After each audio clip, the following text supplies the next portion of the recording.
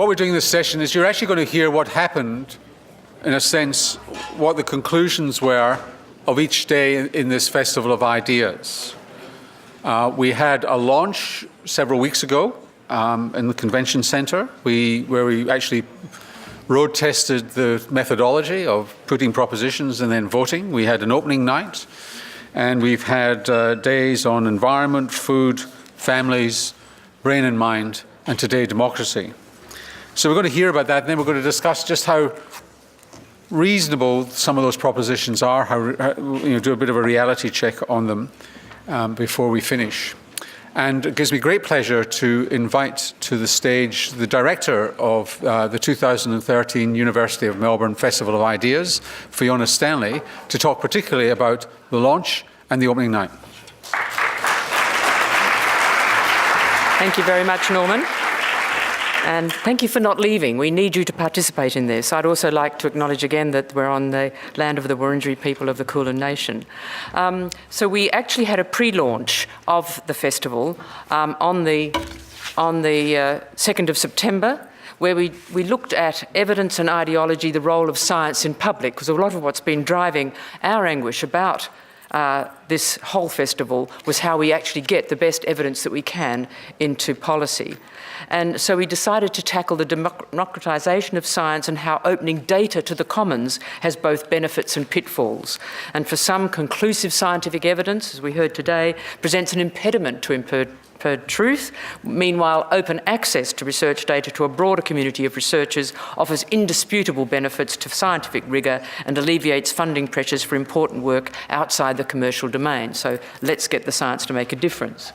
So this was our opening night. Our panellists were Louise Schaper, Andrew Cuthbertson, David Karoly and Gerald Richter, and they thrashed out the issues with Norman Swan, exploring the pitfalls of public availability of complex, voluminous data in both health and climate science areas. Louise compared open source data to other major historical movements, such as the translation of the Bible into native languages, an empowering revolutionary era that created enormous social and political upheaval. Andrew, however, was a bit more cautious, suggesting that we should share data, but amongst a responsible community of scientists, cautioning that patient data could prove identifying and compromise confidentiality in certain cases. David Karoly cited the 6th edition of Darwin's Origin of Species, in which Darwin prefaced his latest update with a grim observation that great is the power of steady misrepresentation. While Darwin claimed that this power does not long endure, David felt this was incredibly optimistic in light of continuous efforts by vested interests, like Robert Mann's just been telling us, to attack the science of climate change through cherry-picking the openly available data. Meanwhile, Gerald extolled the virtues of system integrity in maintaining a whole-of-population approach to Australian health and wellbeing, which is where I'm coming from. The proposition supported by most of the audience came from David Karoly, a call from the hard sciences to the social sciences for the assistance in the important translational work required to win and maintain public support for the consensus view of the Academy. Do I press a button to make the slides come on? Thank you. Science alone is not enough to overcome the vested interests misrepresenting climate change science. It needs the support of psychologists and economists, as well as community and business leaders. That was our first night, as it were, our pre-launch night. Our opening night had the most wonderful presentations and debate about human rights, social equity and health, an Australian pulse check. We had most wonderful and courageous minds at our disposal. And while many social reformists have measured the greatness of a society by the treatment of its most vulnerable members, I think that was Nelson Mandela's quote, in Australasia we grapple with the status of both our first and newest peoples as a measure of moral culpability. The health and social resilience outcomes of Indigenous peoples have long reflected poorly on the occupation of ancestral lands by European cultures. Meanwhile, our newest Australians arrive as economic, political or environmental refugees to a region that can struggle to accommodate difference, new faces, traditions, work ethics and moral codes. Our eminent panellists Arnold Zabel, Marcia Langton, Paparangi Reid and Julian Burnside considered how our region is addressing the challenges of difference and diversity and the immediate actions we can take to set a course for a more healthy and inclusive society. In his fantastic presentation, Voice for the Voiceless, The Power of Story, Arnold stated that recounting one's story is a basic human right, and quoted Carl Jung, who said, "We all have a story to tell, and the denial of this story can lead to despair." Arnold explained that as an author, by definition, an authority on what he or she writes, and that through storytelling we bear witness and give shape to our experience. He said it can be incredibly empowering therapy, and I remember the first recommendation of the Stolen Generation report was to allow more funding for more people to tell their stories because it had been so therapeutic. Well beyond the realms of a counselling session, and concluded that we must enable the marginalised, the displaced and dispossessed to have their stories heard by as wide an audience as possible and as many outlets as possible. By enabling the voiceless to find their voice, he said, we go a long way towards creating an inclusive society, and in doing so we discover our common humanity. Marcia spoke on the tension between parity and difference that arises in human rights discussions about the status of Indigenous health. She pointed out that disadvantage can be normative to those who don't know what it's like to enjoy advantage, which reflects in so many of the disadvantaged and marginalised black peoples of the world, even if advantage is a basic human right. In other words, you can't know whether or not you're being treated fairly unless you have a measure of fairness. In calling for the awareness of localised inconsistencies in data collection and information, Marcia told us, in fact, that in New South Wales and Victoria, they cannot still identify the death rates of Aboriginal children, Aboriginal people. So that for a huge part of that population, you can't actually get the data that you need to actually monitor the disparity. And she wants the tyranny of national agglomerations of data to end, and for each of us to pay attention to the local situation, achieving parity where we are able. So what she's talking about was actually getting data that reflected local situations to enable us to look at the differences and disparities and to be able to do something about it. It was a very powerful recommendation.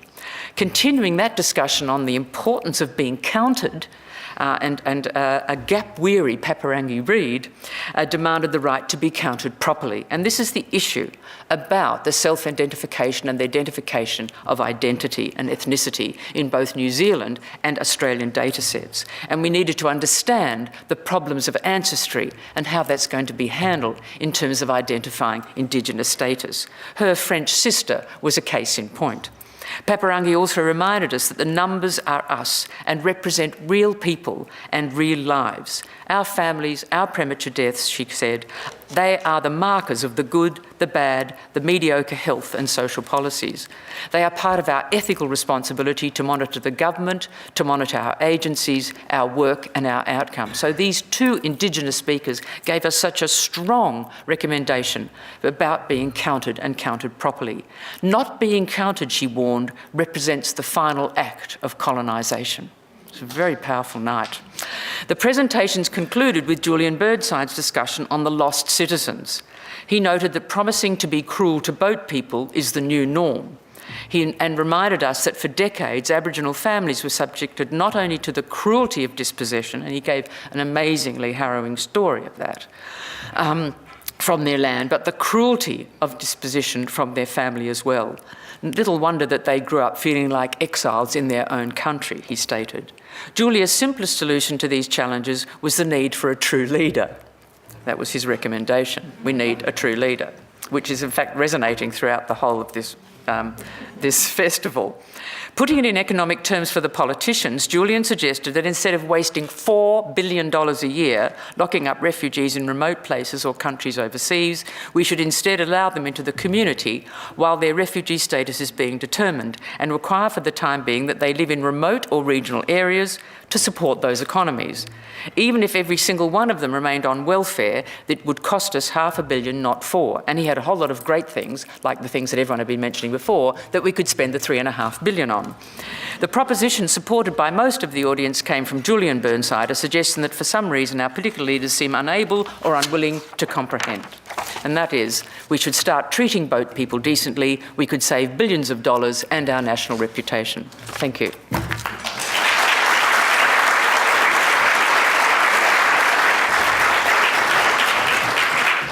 And to give us an account of Environment's Day is Anna Rose.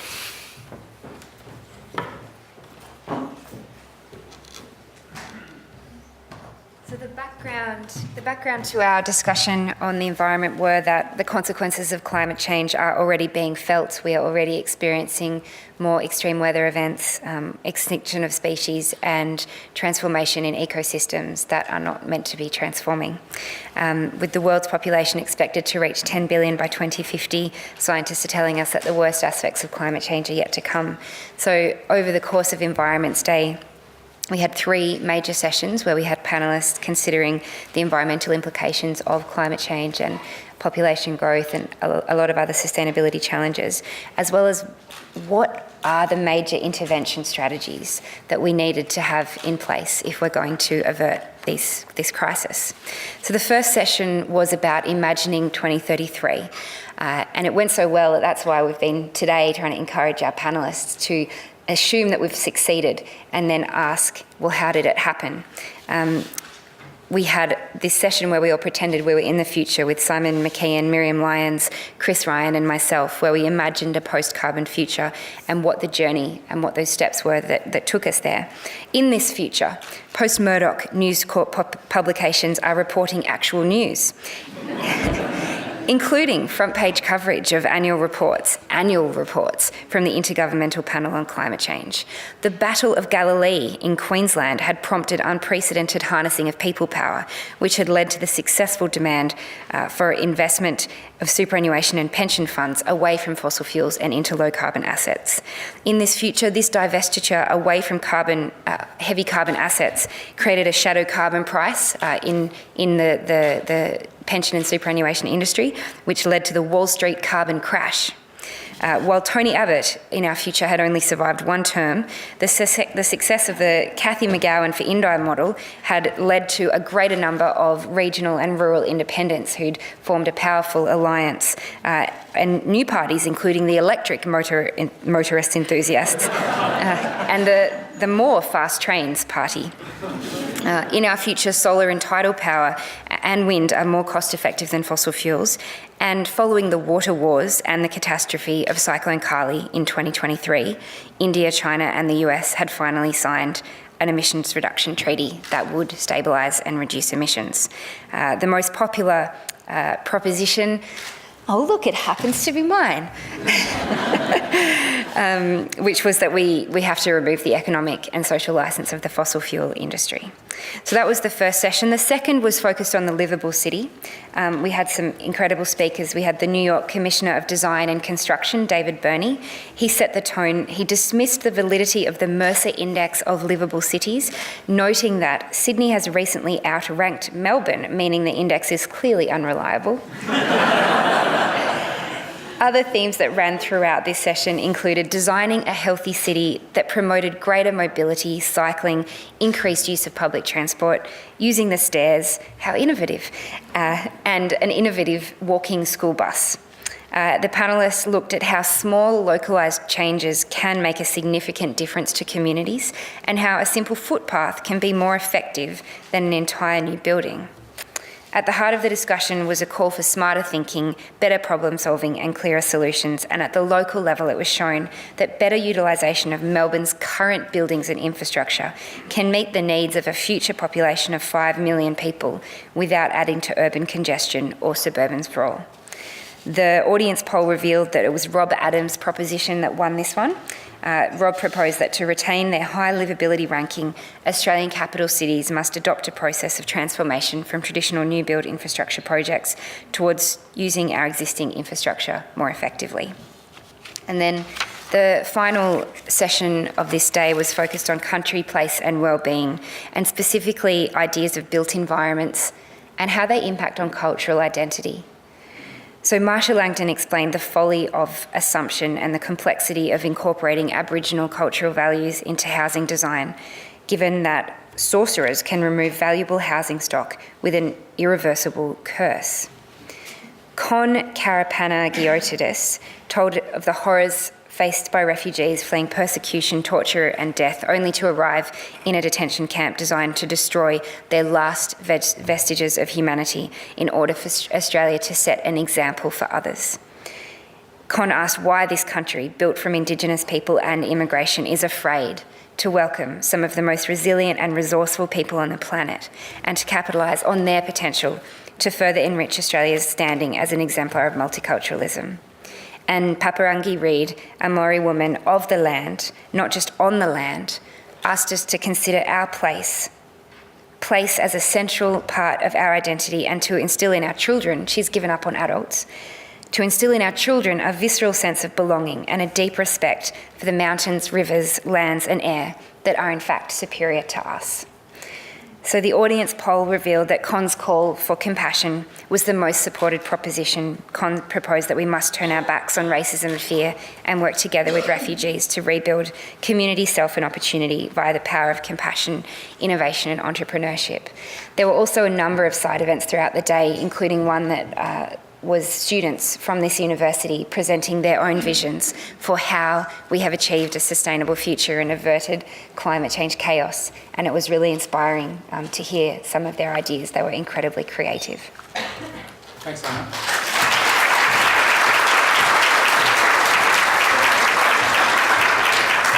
Is Phil Battram here? No.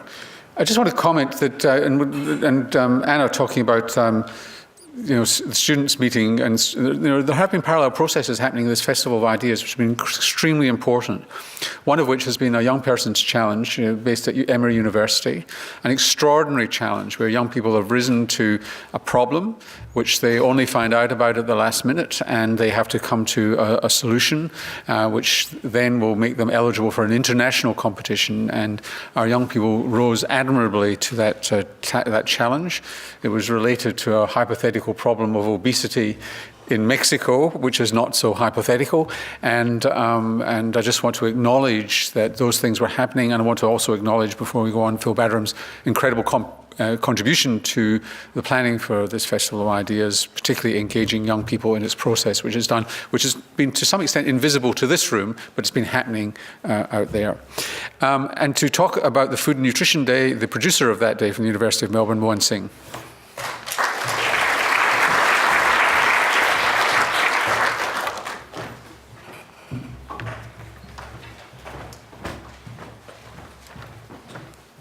Thank you. My name is Mohan Singh, I'm producer of Food and Nutrition Day. So the background premise of our discussions on food and nutrition is that in 2013 now, vast majority of world's population lives below the poverty line. And in the face of growing food production costs, increasing scarcity of resources, population growth, social burden of diet-related health conditions, we need to produce 70% more food using fewer resources by the end of century. And over 3 sessions on the Food and Nutrition Day, our distinguished panelists considered whether it's possible for the world to attain a sustainable and robust food system for the future, and also outlined the consequences of not acting. So in the first session, Feeding 10 billion people and Sustaining the Planet, our panelists had to address 3 simultaneous questions: how to end hunger, how to double food production, and how to do both while drastically reducing agriculture's negative impact on the environment. And Prem Bella began with sobering analysis of current trends in agricultural production. Within the next 40 years, we will need to produce more food than we ever have in the history on the same amount of land. And may I say less land, because a lot of land is being degraded. So to meet the imperative of doubling food production by 2050, our next panelist, Agnes Rickrosh, argued for greater investment in biotechnology. She suggested that we need to discover new genes and develop biotechnology-related varieties. Simran Sethi, an American journalist, however, gave a profound warning that need to ensure food security must not merely privilege greater food production by any means necessary. She pointed to deeper systemic inequalities in global economy, which causes the world's largest food producers to be those most vulnerable to the food scarcity. Her point was, food availability does not equal excess. Solving the problem requires reallocation of both power and food, not only food. That was a powerful issue here. Peter Grashoff, next panelist, emphasized need to find source of biofuels, because biofuels are controversial these days, because whether to feed our cars or feed ourselves. So Peter suggested that we need to find biofuel sources which are sustainable and do not compete with our food production efforts. However, it was Gary Egger's proposition that gained the most support. And Gary Egger said that we will need to think laterally, for example, introduce public funding of election campaigns if we were to have any effect on obesity and chronic disease rates in Australia. He was talking about the whole gamut of interrelationship between food production and obesity. And I think his proposition carried weight because, again, it questioned leadership, that we need real leadership. So we have a second session, eating ourselves to death. So our experts presented their ideas on obesity epidemic, which has seen close to half of the world's population classified as overweight. So Jane Martin spoke about intimate relations between advertising and unhealthy eating habits, offering a striking anecdote of how her young daughter had come to conclusion that purple is chocolate. She proposed that junior sports events should be free of sponsorships from companies in the junk food industry as a means of preventing obesity. However, according to Joe Prieto, laying blame with the fast food industry has its limits. According to Joe, obesity can be as much of manifestation of our genes as much as of unhealthy lifestyle. So he argued for a deeper consideration of role of epigenetics of genes and for the idea that hunger and the instinct to eat might be biologically determined. Dr. Jeffrey Annison from Food and Grocery Council naturally proposed that we must cherish, protect, and support food manufacturing industry. And finally, Harold Mitchell shared his personal experience of lap-band surgery, an experience prompted by his wry conclusion that his metabolism has reached a speed of a tree after lap-band surgery. He proposed that lap-band surgery be publicly funded as a way to save the lives of those who would otherwise die of obesity-related causes. So at the end of these weighty discussions, the audience support went to proposition from Mike Daube from Western Australia, who stated that we shouldn't kid ourselves that we are really seriously tackling the problem of obesity. And that soft measures is going to make any difference. So he gave a sobering conclusion that obesity is here to stay, and that's what people voted proposition. So in the day's final session, we asked the question, are we manufacturing allergies? With the realization that 1 in 5 Australians are living with an allergic disease, a figure which is expected to rise to 1 in 4 by 2050 unless appropriate action is taken. Our thought leaders came together to discuss whether or not this constituted a genuine allergy epidemic. Susan Prescott attributed this growing incidence of allergy to environmental changes, to climate change, for example, as well as positioning this increase as a condition of modern diets and lifestyles. So her idea was that allergies can act as a barometer of environmental impact on health. So she's trying to link environment is changing, maybe getting more allergies. So this is something really for us to think about seriously. Katie Allen spoke about ideas surrounding precautionary labeling of allergens on foods, calling for ban it altogether because of reasons of ambiguity and inadequacy. The Age's senior writer, Gina McCall, explored the idea that 21st century allergy epidemic might possibly be a myth. She suggested that media coverage of allergy-related deaths has efficiently manufactured a food allergy panic through sensational reporting that uses misleading terms as killer peanuts. She called for an informed public conversation about allergies as well as more evidence-based use of public funds on allergy management programs. So at the end of the session, the audience threw their support behind Susan Prescott, who basically suggested that we should adopt a more integrated approach to preventing disease from early life, diagnosis in early life and preventative care from early life, and also trying effort to improve immune health, which should have an effect in reduction of not only allergy, but other inflammatory, non-communicable diseases across the lifespan. And thank you very much.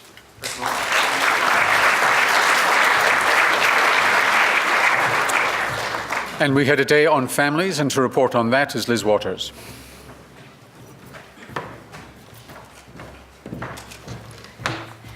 Thank you, everyone. The background premise of our discussion on families and the Family Day was that the shape of families continues to change, and an increasingly diverse range of non-traditional families is overtaking what is considered to be the conventional family structure. Additionally, the pressures of 21st century living have created a necessary change in the way in which families operate, leading to great involvement from grandparents and childcare agencies in child rearing. Yet the family remains the basic unit of society and plays a central role in shaping the health and wellbeing of its immediate members. Over 3 sessions, our distinguished panellists considered what we have learnt from cultural, gendered and other family influences on developing healthy children and adolescents. We discussed the dangers of turning to medication to solve society's ills and had quite a hilarious, very engaged session for those of you who were there.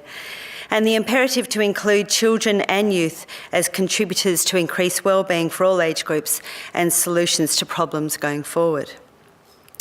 And so in the first session, which was named Family and Culture in a Changing World, our panellists asked if families are becoming more or less functional outside what was a traditional model, and how economic stability, cultural diversity and technological advances have refined our life stages.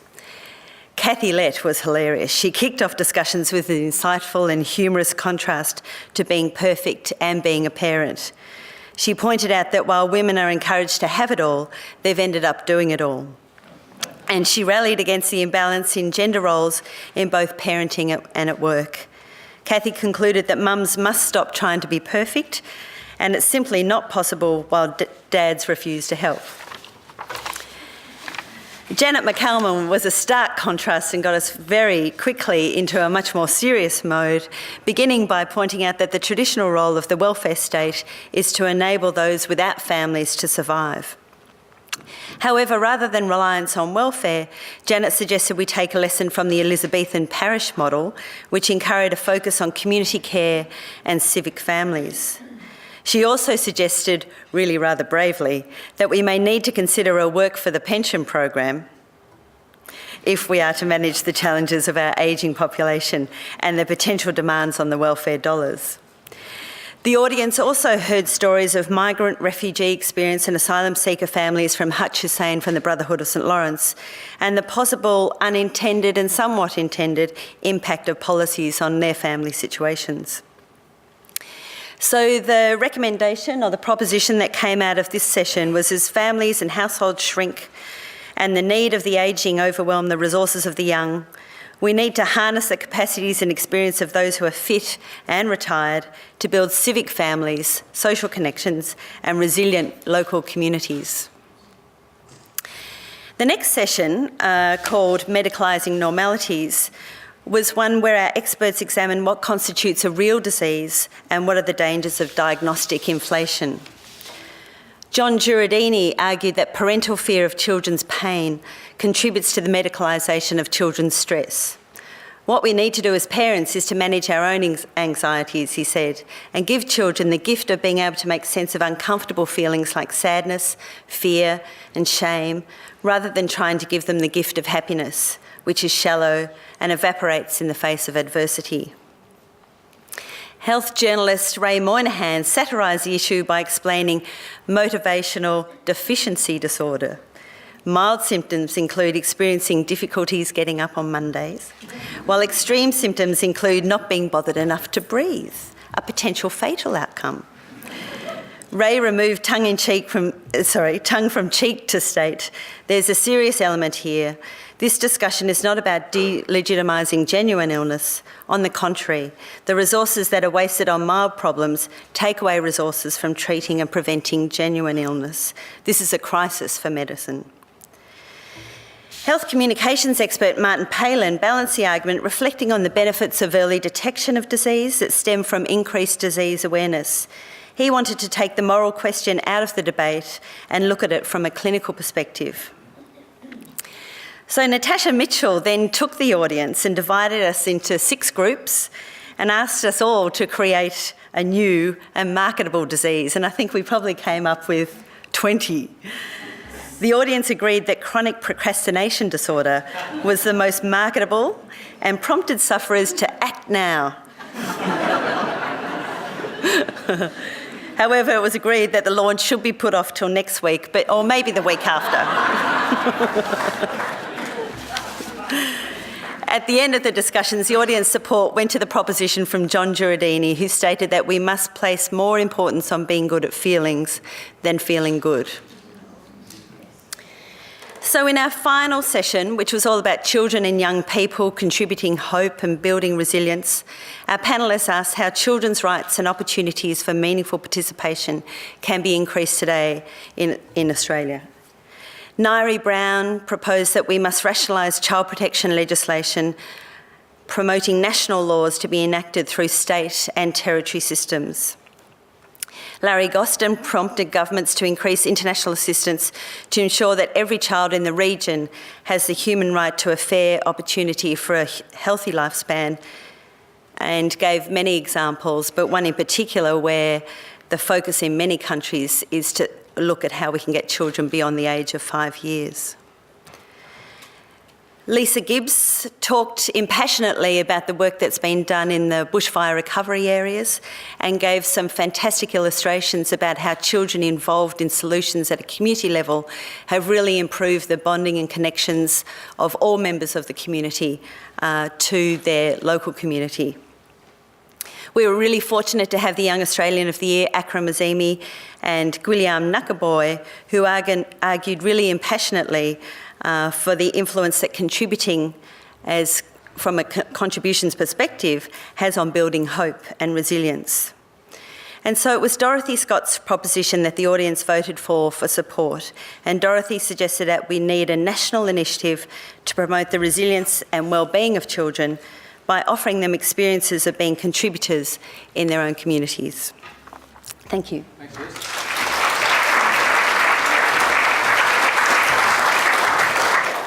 The medical school at the University of Melbourne has a procrastination clinic. Psychologists do it, and nobody comes.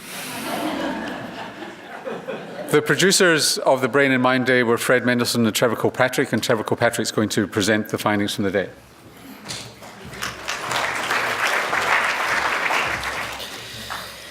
So over 4 sessions, our distinguished participants explored a number of topical issues concerning neuroscience's role in understanding the brain and its behaviour, along with scientific and derivative strategies that could be invoked to further promote both a healthy mind and a healthy society. The first session focused on gender-related issues under the umbrella topic Men are from Mars, Women are from Venus. And the participants and speakers were Cordelia Fine, Jayashri Kami and Kim Cornish. And a number of weighty issues were discussed in this thought-provoking session. Firstly, the relationship between science and also social policy and community and cultural mores. The issue of self-fulfilling prophecies in scientific research and how this is captured by lay press and ultimately promulgating a perspective of neuro-nonsense at times.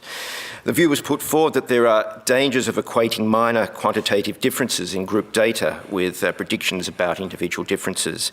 And ultimately, there was a debate about what is predetermined in terms of brain structure versus what is malleable and subject to plasticity. As a corollary, a perspective was aired that neuroscientists at times are caught up in interrogating the concept of predetermined gender differences rather than deeply interrogating how gender experience influences the brain. But I was ultimately struck by Professor Kukami's talk concerning the influence of sex hormones on the stress response, strongly suggesting that there are gender-based differences in our susceptibility to mental illness. And independent of their origins, these quantitative differences cannot be ignored. And here the focus has to be two-pronged. First, to reduce the environmental precipitants of mental illness, which may be ensconced in gender bias, but also, secondly, to explore the pathogenesis, adopting what is principally a neurochemical perspective. After hearing these perspectives, the poll revealed Cordelia Fine's proposition had the most support, and that we need to resist neurosexist claims that reinforce and legitimise gender stereotypes and roles in ways that are not scientifically justified. The second session was entitled Exploring the Network Brain, focusing on the risks and opportunities of social media. And here the speakers were Pip Patterson, Shanton Chang and Alex Finito. The perspectives which were put forward included that it's not the medium, it's the context, and secondly, that the more things change, the more things stay the same. I must admit these were obviously well argued, but perhaps I wasn't absolutely convinced by that, in that ultimately Pip Patterson put forward some convincing perspectives about evolution over the last century, that we have moved from the perspective of groups in the early 20th century through to network groups in the late 20th century, and then ultimately networked individualism in the here and now. And we can think about this as a generational phenomenon, and that the technology which is adopted in terms of social networking is intuitive, but it still represents an age-dependent phenomenon in terms of those who've taken it up. And the question here is whether we've been inexorably moving towards speed and the consequences of speed. But ultimately, the participants put forward the view that we shouldn't look back, we should look to opportunities. And Shanton Chang, in particular, really extolled us in Australia to move from being the so-called lurkers to the leaders in terms of engaging this technology. There were some lessons here for neuroscience in terms of adopting strategies to help the age-challenged cope with change in what is ultimately a metastable environment. There's also a role for developmental psychology, as put forward by Shanton Chang, whereby we have to provide evidence about the consequences of early virtual experience in infants and beyond, and how to deal with that. And as Pip Patterson also indicated, there's a value in scholarship in social psychology as it pertains to the interrogation of social networks. In particular, we need to recognise and respond to issues and opportunities as they arise, issues on the negative side, such as network bullying, but also on the positive side to recognise new opportunities that social networking provides for engagement in democratic processes. The audience poll eventually revealed Shanton Chang's proposition had the most support, in particular that we need to understand that social media is not a social evil, only then can wiser heads help to contribute to and harness the positive potentials of social media for the future. The third session focused on growing brains, capacity, intelligence and resilience. And the participants here were Ian Stewart, Nick Allen, Lea Waters, Neil Levy and Geraint Dutt. And this was an eclectic session, but there were some common threads. The real overarching perspective was the premise that nurture matters. And it was difficult to dissect causality from correlation in relation to this, as many of the speakers indicated, but nevertheless, this is the common thread for this session. And some of the themes were that nurture is not just about preventing problems, but maximising opportunities, that we underestimate the capacity for abstract thought in the young, that teaching basic skills like self-control is incredibly important, and this ultimately is also important for the development of executive function, and this correlates with achievement in adult life. That parenting is a complex, evolving, multifaceted set of tasks which, as a community, we tend to underestimate and which we perhaps should encourage in a more coordinated way.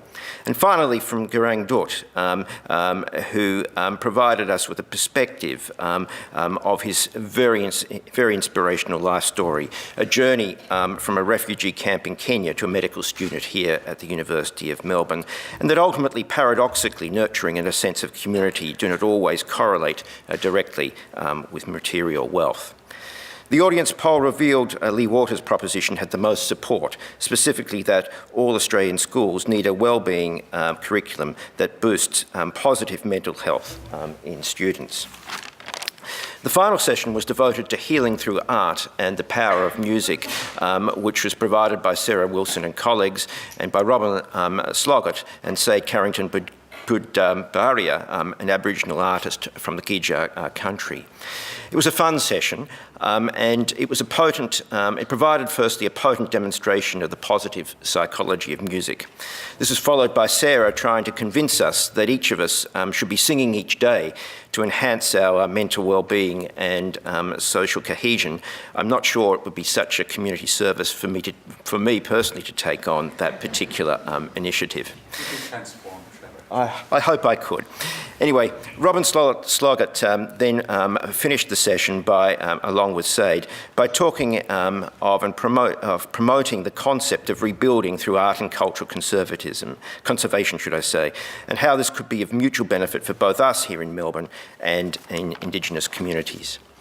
The audience poll revealed Robyn Sloggett's and Sade Carrington Buddbarria's proposition had the majority support, that being we must nurture culture to keep people strong and life meaningful. A great finale to a fantastic day.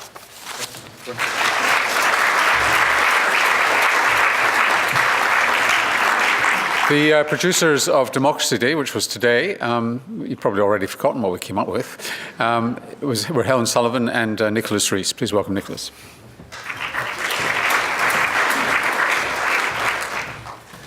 Thank you very much, Norman. And given that most of you have been here for most of today, I will move through this reasonably quickly. And because I am the producer of the day, I know what's coming next and know that I'm the only thing standing between you and that good thing. So I'll progress through this reasonably quickly. We set out today on Democracy Day to ask the question about, is democracy capable of delivering a healthy society? Challenges like climate change, food security, population growth, and public health failures all require urgent action today to ensure the quality of life for present and future generations. Yet despite the warnings, the scientific warnings about the dire consequences that await us if we fail to act, the Australian political system seems incapable of setting in place policies and programs to adequately address these complex challenges. In today's two sessions, our panellists examined the health of the Australian political system and debated whether science and wisdom can be effectively leveraged to inform our current political decision-making.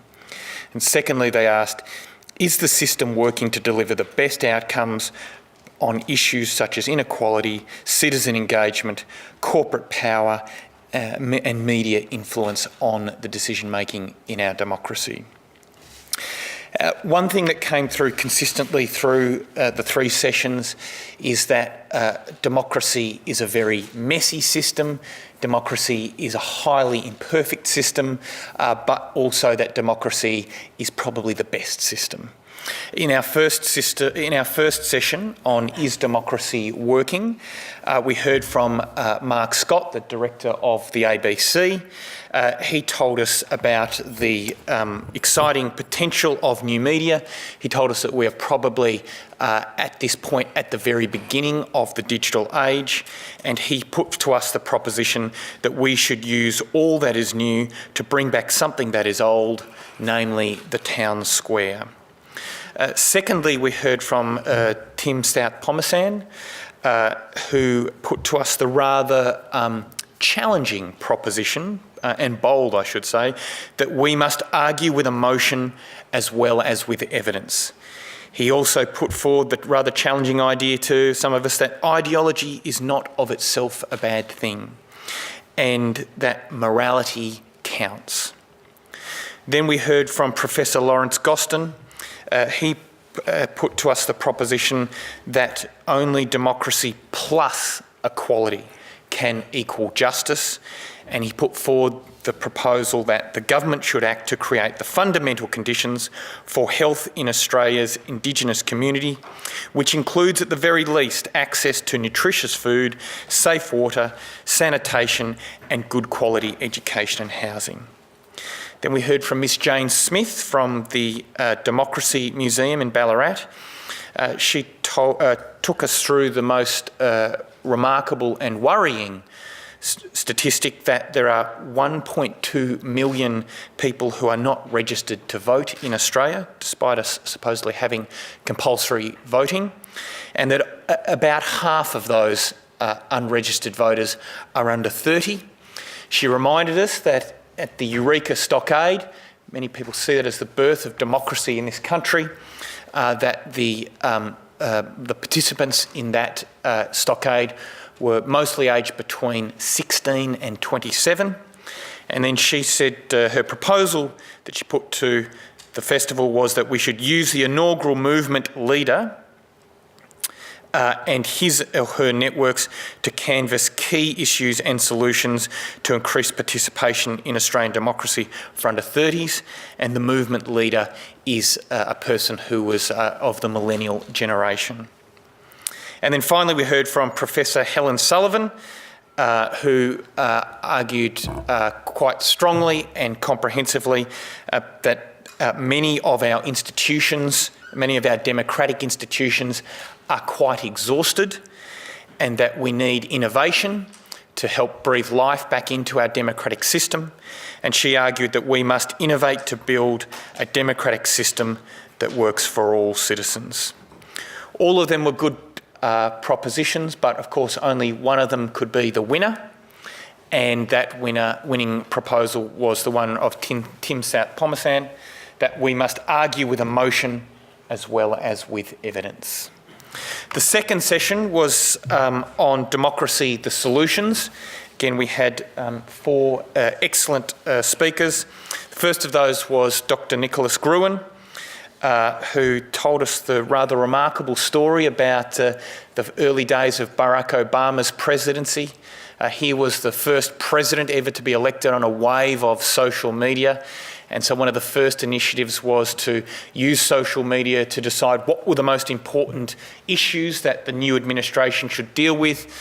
And they undertook a poll of the social media world, and it reported back that the most important issue to be dealt with was the decriminalisation of marijuana. The second most important issue that apparently needed to be dealt with by the new Obama administration was that Barack Obama needed to release his birth certificate, presumably to prove that he was a real American and therefore could, in fact, under their constitution, be the president. Nicholas Gruen then went on to put the proposal to the festival that we should empower deliberative bodies, citizens' juries and assemblies to liberate our democracy from the tyranny of the soundbite, and he proposed specifically that could be done through the creation of a new third chamber in our Australian Parliament. The next speaker was Professor Adrian Little, who reminded us that we create political systems to help us make decisions, not to solve problems. And he put forward the proposal that the health of democracy should be judged by the strength of its values rather than the flaws of its institutions. Next, we heard from Professor Liu Xiaoping, who very eloquently described to us some of the challenges of governing in China. He put forward the proposal that codependency between developed and less developed provinces must be enabled to ensure regional autonomy and local democracy do not compromise a unified state. And then finally, we heard from Professor Henry Ergis, a passionate advocate of freedom. And he reminded us that the best things in life are free, and that political freedom and economic freedom more often than not go together. And he put forward the proposal that we should support free markets as the indispensable basis for sound democracies. 4 solid propositions put forward. Of course, again, there could only be one winner, and that winning proposal was Nicholas Gruen's. We should empower deliberative bodies, citizens' juries and assemblies to liberate our democracy from the tyranny of the soundbite. And that was something that came up in the debate and panel discussion that followed. And then the final part for what we've heard today is obviously our debate between Greg Barnes and Nick Moriartis, where Greg argued with the passion and precision of a criminal barrister that, yes, there are some things that are too important for democracy. And Nick Moriartis argued with the expertise of a public policy expert, and dare I say it, the hope of a young Australian, that no, there are some things that are too important, he argued the negative, that there are some things too important for democracy. I should also say that if you ever are at a bar and come across a lady called Demos, then she does need a helping hand and she needs a few friends, so look after her. And the winner of that debate was Greg Barnes, that yes, there are some things that are too important for democracy. Thank you very much. We're running way over here, but I'd just like to touch base with Yehudi Blacher, who's from the Centre for Public Policy, and with Margaret Simons, Centre for Advanced Journalism, if they'd like to come up, just to touch base with what they think are some of the key ideas they've taken away in terms of moving forward. We're going to go through these systematically.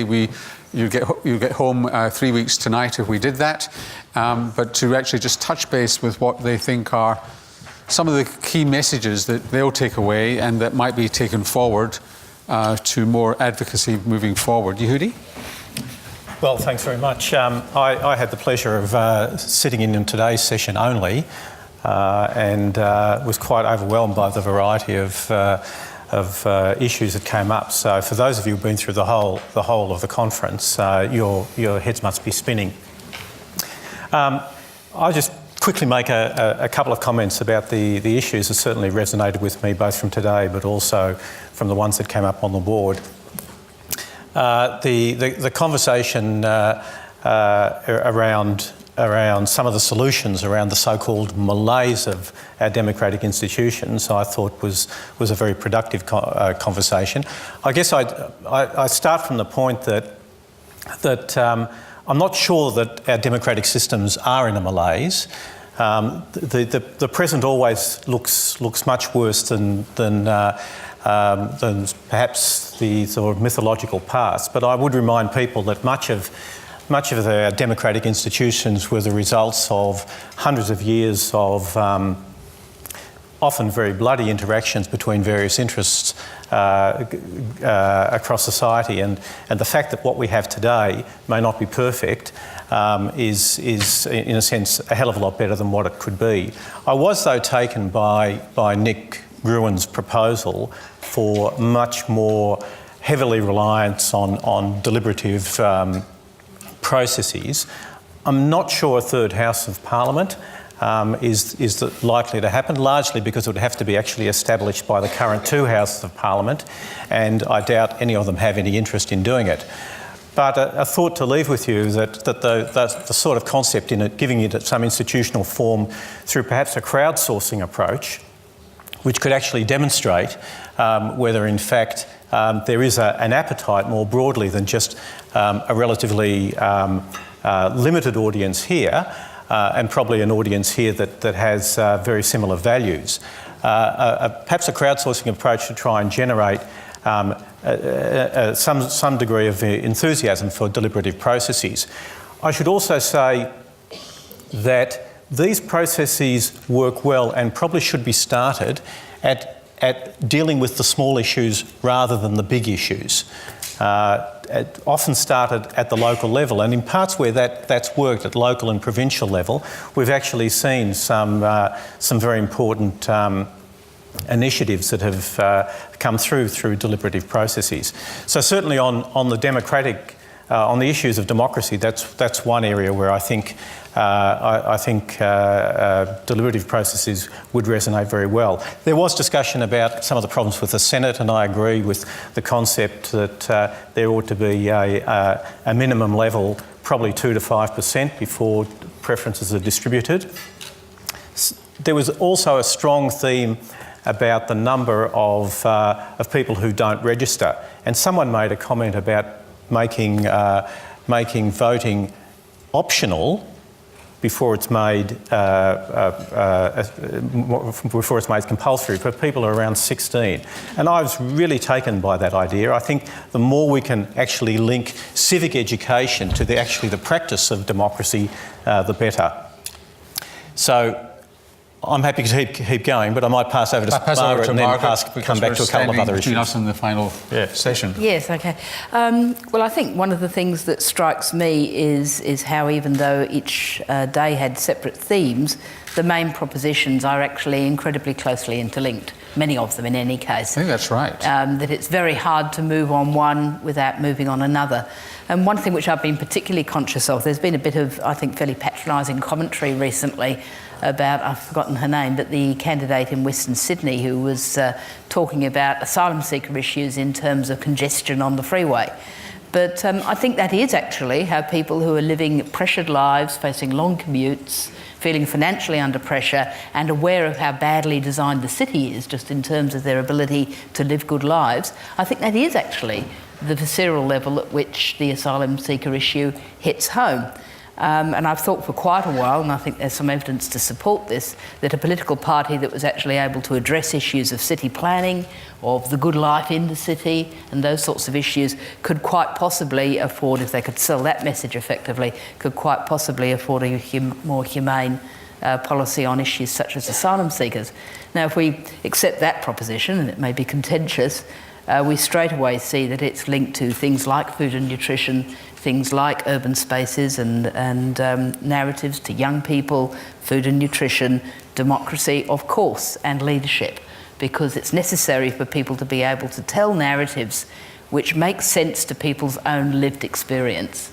And I guess one of the risks of forums such as this is that people who are interested enough to turn up and give up part of their time in order to discuss ideas is that we risk not being sufficiently in touch with the lived experience of people who don't turn up to things of this sort. Again, I see that as being potentially linked, and I don't think we're there yet, to social media. I think Mark Scott is right about the town hall, but I don't think we're there yet. The fact is that although something like Facebook may be mainstream in terms of people who use it, most people are not using it for political participation in any sense that we might want to use that term, or only perhaps for politics at the broadest possible definition, at which point it phases into meaninglessness. But the potential is certainly there. The potential for people to connect over issues of interest, both the extremely local, the national and the global, is definitely there. We have that affordance in the technology in a way that no human society has had before. And I do think that almost whatever solutions and ideas we come up with to the various problems that have been presented and talked through, we have to embrace that potential, because it is, I think, one of the hopes. Look, we're out of time. I thank you all both very much. And I think the truth is that when you look at the propositions in each session, they do have remarkable confluence. And as I said just to the Shanton Chang, the Shanton Chang one, he won because he had the best jokes. But in fact, they were all saying the same thing about networking and social media. So we've got to take everything into account and feeding the main proposition that comes out. Thank you both very much indeed for being so patient. just about it. And can I invite the chair of the Festival of Ideas, the director, I should say, Fiona Stanley, back up onto the stage as we furiously rush to get the lectern back on to close. I can use this. Can you? I think I can. Okay. Yeah. I think after this week, we can do anything, can't we? I think Margaret's absolutely right. It has been such a common thread coming out of so many of the sessions. We've been concentrating on what we can do as a society, the ideas, suggestions and thoughts to improve our health and well-being, but all of the speakers from each of the days really took a big picture view and understood that it really was all interrelated. That's why there was calls for leadership from the obesity session, for example, and those sorts of things. I think the other incredible success of this festival has been the model that we've had of the short talks, the panel discussions, the engagement of people through streaming and bringing back the tweets and so on. And honestly, the ABC people who are emceeing, as well as the others who had to step in at the last minute and became like ABC celebrities in a minute, has been a very good model. It's kept it funny, it's kept it engaged. I think it's been actually a very good way to run this festival. We've had lots of ideas, great suggestions. I think that we need to think about how we engage more effectively and how we change in this. We're already changing in our society, but how change for the better. I think we've all learnt a huge amount. I've changed a lot of my ideas, and I hope that all of you have been encouraged to participate and now to do something, to take Anna's suggestion from our last democracy session, go out and do something to make this society of ours a better place. So thank you especially to the young people who've been involved in that. The festival has been a huge effort. I've had a huge amount of fun, but all the exhausted people here in the front row, Mike Flatley and his team, Philippa, Alida, Ros running around somewhere, the whole team have been absolutely superb. And of course, when I had to sort of pull out a bit for the last week or so, a couple of weeks ago, they just said, don't worry, Fiona, you've had all the fun of putting the ideas in, we just have to produce it. But we've had Norman Swan right from day one, Nicholas Gruen on our committee, Rob Moody, Phil Batterham, the students. Melbourne University is a fantastic place to put on something like this, and it's been an amazing effort. So I know not everyone's here from all of the sessions, but at least you can applaud the people who have really made this a fantastic festival. Thank you.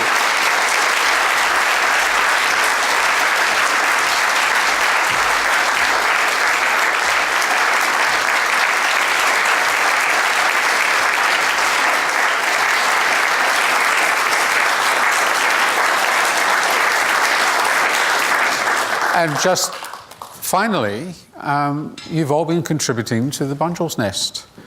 And to bookend this Festival of Ideas, it's important to hear from Brian McKinnon about how things have gone and this message of hope for the future.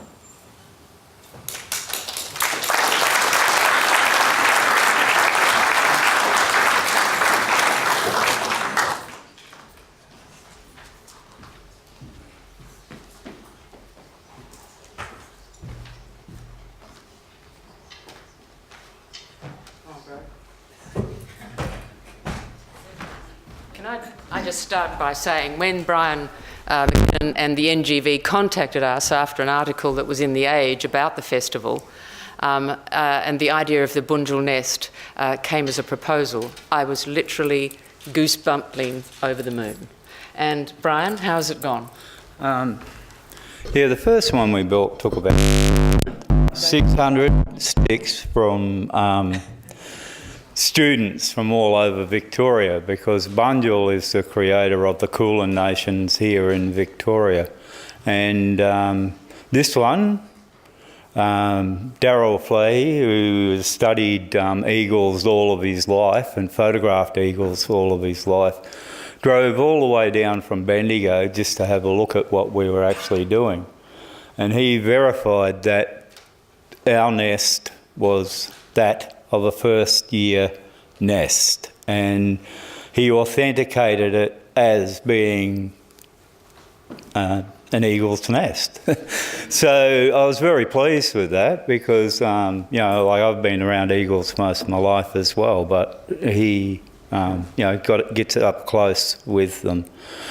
And None of this would have really happened if it wasn't for my colleague Rosemary Etherton, who I actually refer to as a grass fire, because a lot of bridges stood in our way with the first one, and she actually, like a grass fire, when you stomp on her, she just spreads a little bit and finds a different angle to attack.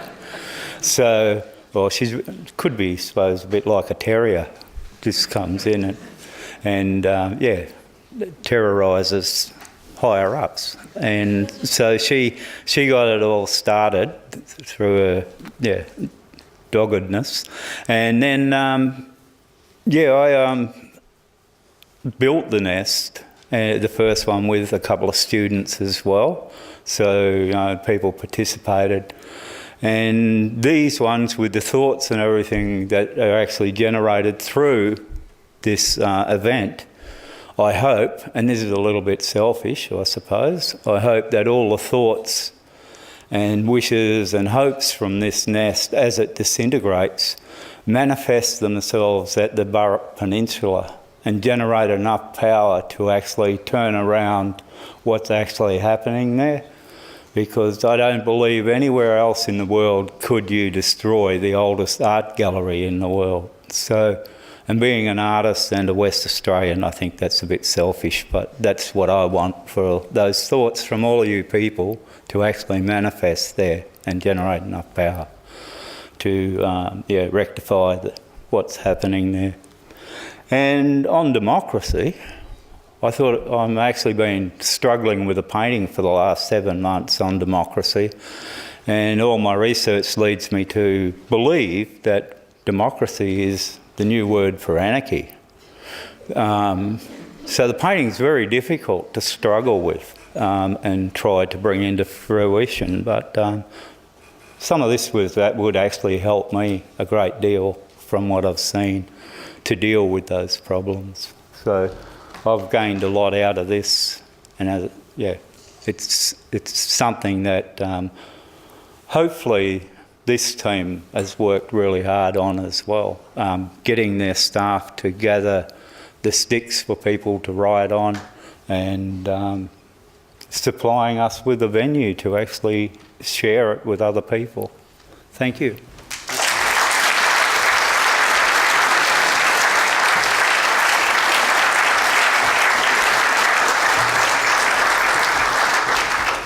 If we'd known you were doing a painting, Brian, you could have done it in real time while we were discussing it and making visual comments as we go along. It remains for me to thank our sponsors of this Festival of Ideas, who are Vic Health, Club Melbourne Ambassador Programme, the City of Melbourne, Radio National, I think I've heard of that somewhere, The Conversation, The Global and The Globalist. And of course, a very significant investment of time, effort, and indeed a lot of money from the University of Melbourne itself. Could you please thank our sponsors and the University of Melbourne?